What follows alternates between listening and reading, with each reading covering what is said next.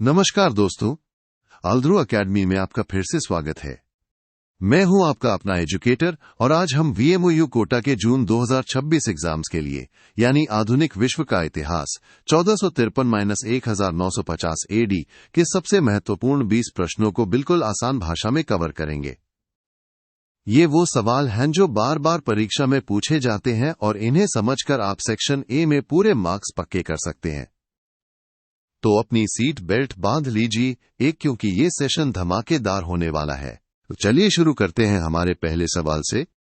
प्रश्न 1, पुनर्जागरण को परिभाषित कीजिए या इसके विषय में आप क्या जानते हैं? दोस्तों, यह बहुत ही महत्वपूर्ण प्रश्न है।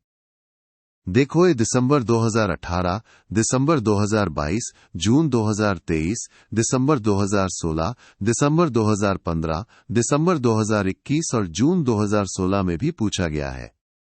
इसे रट लीजिएगा तो आना ही आना है। इसका जवाब बहुत ही सीधा है साथियों।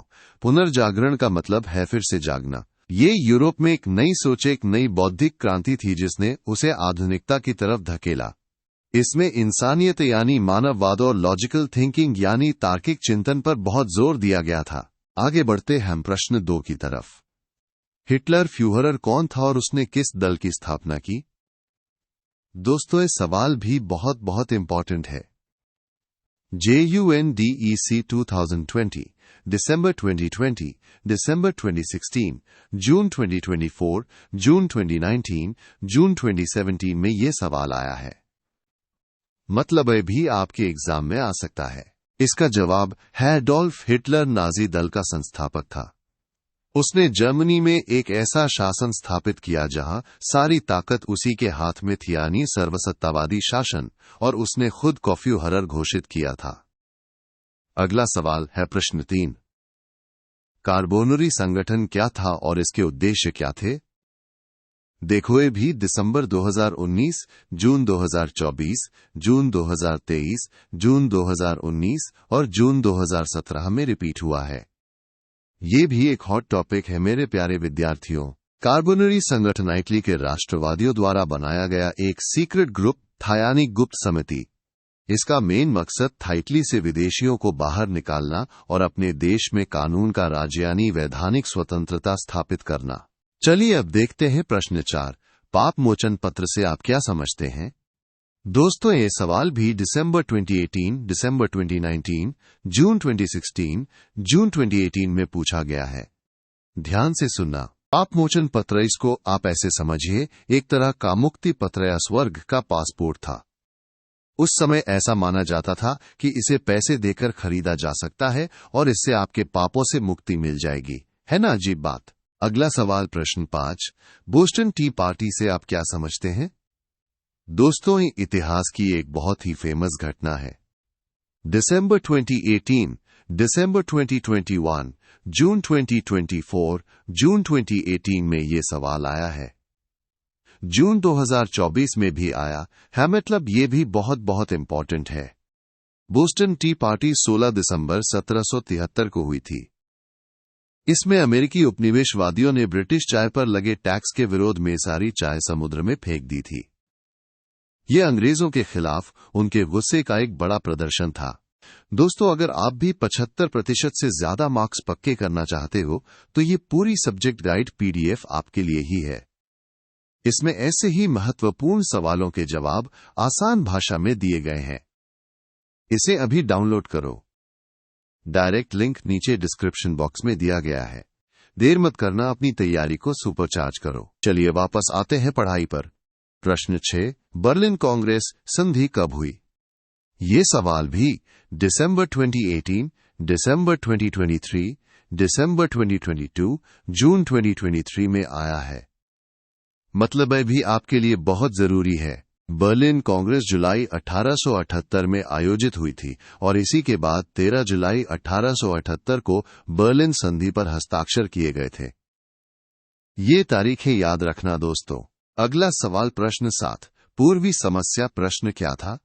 देखो, ये भी दिसंबर 2016, दिसंबर 2015, जून 2016, जून 2018 में रिपीट हुआ है। ये भी एक महत्वपूर्ण सवाल है जो अक्सर आता है। पूर्वी समस्या 18वीं सदी में तुर्की साम्राज्य के कमजोर पड़ने से यूरोप में जो पॉलिटिकल और एरिया से जुड़ी अस्थिरता यानी दिक्कतें आई उसी को कहा जाता था। ये एक बहुत बड़ी भू राजनीतिक चुनौती थी। आगे बढ़ते हैं प्रश्न 8। न्यू डील नई व्यवस्था क्या थी और इसके उद्देश्य क्या थे? दोस्तों, ये भी दिसंबर 2016, दिसंबर 2015, जून 2018, जून 2017 में पूछा गया है। ये भी एक बहुत ही इंपॉर्टेंट टॉपिक है। न्यू डील 1933 में अमेरिकी राष्ट्रपति रूजवेल्ट ने शुरू की थी। ये एक बड़ा कार्यक्रम था जिसका मकसद था उस समय की महान मंदी से देश को बाहर निकालना।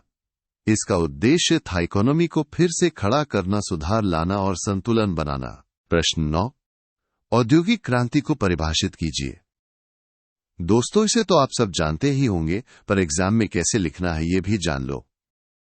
ये भी दिसंबर 2019, दिसंबर 2016, जून 2018 में आया है।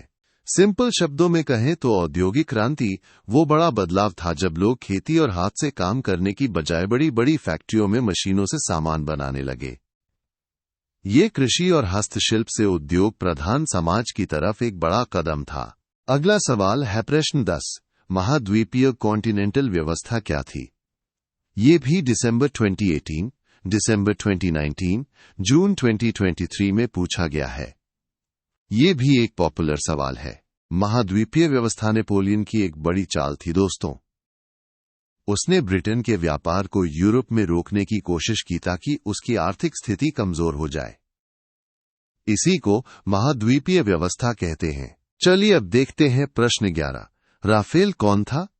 ये भी दिसंबर 2016, दिसंबर 2015, जून 2022 में अक्सर पूछ लिया जाता है। राफेल पुनर्जागरण काल का एक बहुत बड़ा और महान चित्रकार था। उसने अपनी पेंटिंग्स में मां और बच्चे के प्यार को यानी मातृत्व, सौंदर्य और बालकों का वात्सल्य बहुत ही खूबसूरती से दिखाया है। अगला सवाल प्रश्न 12। यंग इटली क्या था और इसकी स्थापना किसने की? ये भी दिसंबर 2016, दिसंबर 2015, जून 2018 में आया है। ये भी एक महत्वपूर्ण सवाल है। यंग इटली को एक करने के लिए यानी एकीकरण हेतु मैजिनी द्वारा 1831 में बनाई गई एक गुप्त संस्था थी। इसका मकसद था इटली को आजादी दिलाना और उसे एक गणतंत्र बनाना। प्रश्न 13। वाणिज्यवाद को परिभाषित कीजिए। दोस्तों, ये भी दिसंबर 2015, जून 2019, जून 2017 में पूछा गया है। इसे कैसे डिफाइन करेंगे, चलो देखते हैं। वाणिज्यवाद एक इकोनॉमिक थ्योरी है जिसका सीधा सा मतलब है कि कोई भी देश व्यापार करके यानी ट्रेड के माध्यम से ज्यादा पैसा और दौलत कमाए ताकि वो मजबूत बन सके। अगला सवाल प्रश्न 14। वाटर फ्रेम का आविष्कार किसने किया? ये भी दिसंबर 2022, जून 2017, जून 2022 में आया है। ये एक इंपॉर्टेंट फैक्ट है। रिचर्ड आर्कराइट ने 1770 में वाटर फ्रेम नाम की एक मशीन बनाई थी जिसे पंचौखट भी कहते हैं। ये सूत काटने वाली एक बहुत ही महत्वपूर्ण मशीन थी जिसने औद्योगिक क्रांति में बड़ा रोल निभाया। प्रश्न 15। फ्रांसीसी क्रांति के नारे क्या थे? दोस्तों, ये तो हर किसी को पता होने चाहिए और हर एग्जाम में भी ये बहुत आता है। दिसंबर 2019, जून 2023, जून 2019 में ये सवाल पूछा गया है। फ्रांसीसी क्रांति के 3 मेन नारे थे साथियों, स्वतंत्रता, समानता और भ्रातृत्व यानी भाईचारा। ये तीनों शब्द आज भी बहुत मायने रखते हैं। और हां दोस्तों, सिर्फ HI06 ही नहीं, अल्द्रू एकेडमी पर आपको दूसरे सब्जेक्ट्स के लिए भी प्रीमियम गाइड्स मिलेंगी, जैसे कि HI01, PS01, PS02 और भी बहुत कुछ। इन सभी के लिंक्स भी आपको डिस्क्रिप्शन बॉक्स में मिल जाएंगे। अपनी तैयारी को पूरा करने के लिए इन्हें भी जरूर चेक करें। चलिए आगे बढ़ते हैं। प्रश्न 16। औद्योगिक क्रांति के दौरान हुए 2 प्रमुख आविष्कारों के नाम बताइए। ये भी दिसंबर 2015, दिसंबर 2021, जून 2016 में आया है। ये भी एक कॉमन सवाल है जो पूछा जाता है। औद्योगिक क्रांति के समय के 2 सबसे बड़े आविष्कार थे वाष्प इंजन और स्पिनिंग जेनी। इन आविष्कारों ने दुनिया को बदल कर रख दिया था। अगला सवाल प्रश्न 17। कोलंबस कौन था? ये भी दिसंबर 2018, दिसंबर 2019 में पूछा गया है। ये भी एक इंपॉर्टेंट सवाल है। क्रिस्टोफर कोलंबस एक स्पेनिश नाविक था। वो 1492 ईस्वी में भारत का समुद्री रास्ता ढूंढ रहा था, लेकिन गलती से उसने अमेरिकी महाद्वीप की खोज कर ली। है ना कमाल की बात। प्रश्न 18, मानववाद से आप क्या समझते हैं? दोस्तों, ये भी JUNDEC 2020 दिसंबर 2020 में बहुत बार आया है। ध्यान से समझना, मानववाद पुनर्जागरण की एक बहुत बड़ी पहचान थी। इसका मतलब है इंसान की जिंदगी में रुचि लेना, उसकी समस्याओं को समझना और इंसान को सबसे ऊपर मानना, यानी उसके महत्व को स्वीकार करना। अगला सवाल प्रश्न 19 प्रोटेस्टेंट कौन थे? ये भी JUNDEC 2020 दिसंबर 2020 में आया है। ये भी एक इंपॉर्टेंट सवाल है। प्रोटेस्टेंट धर्म सुधार आंदोलन से निकला एक नया संप्रदाय था। इन्होंने कैथोलिक चर्च की बुराइयों का और पोप की मनमानी यानी निरंकुशता का खुलकर विरोध किया था। और ये रहा हमारा आखिरी सवाल दोस्तों। प्रश्न 20, इंग्लैंड में औद्योगिक क्रांति के मुख्य कारण क्या थे? ये भी JUNDEC 2020 दिसंबर 2020 में बहुत बार आया है। इंग्लैंड में औद्योगिक क्रांति के कई मुख्य कारण थे, जैसे खेती में तरक्की यानी कृषि क्षेत्र में प्राकृतिक पड़ों के उद्योग का तेजी से विकास, लोहा और स्टील का ज्यादा उत्पादन और परिवहन यानी ट्रांसपोर्टेशन में सुधार।